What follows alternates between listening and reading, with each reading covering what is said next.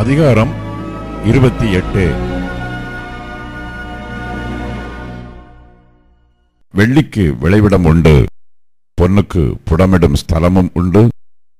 இரும்பு மண்ணிலிருந்து எடுக்கப்படும், செம்பு கற்களில் உருக்கி எடுக்கப்படும்.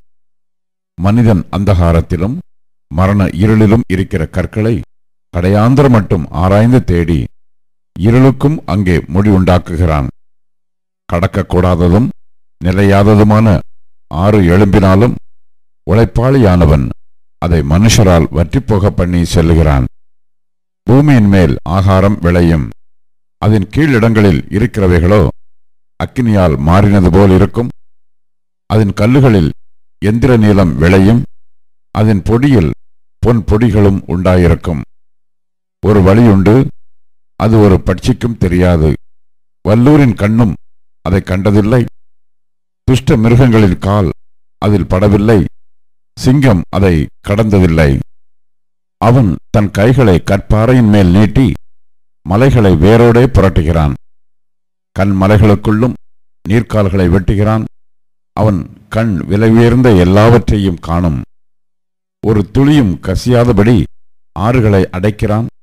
மறைவிடத்தில் இருக்கிறதை வெளிச்சத்திலே கொண்டு வருகிறான்.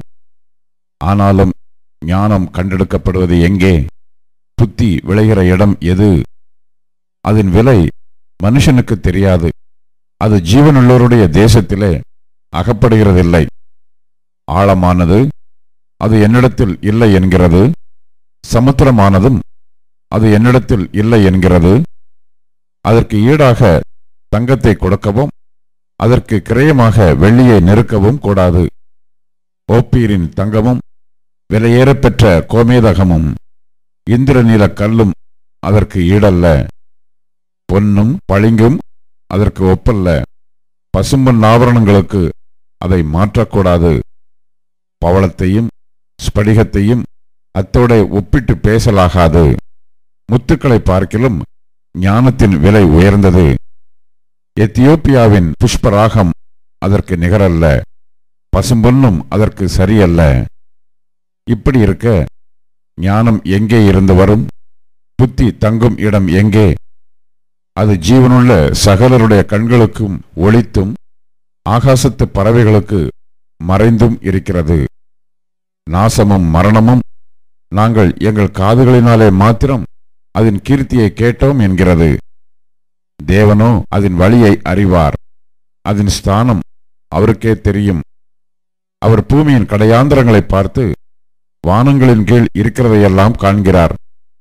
அவர் காற்றுக்கு அதன் நிறையை நியமித்து ஜலத்துக்கு அதன் அளவை பிரமாணித்து மழைக்கு திட்டத்தையும் இடி முழக்கத்தோட கூடிய மின்னலுக்கு வழியையும் ஏற்படுத்துகிறார். அவர் அதை பார்த்து கணக்கிட்டார்.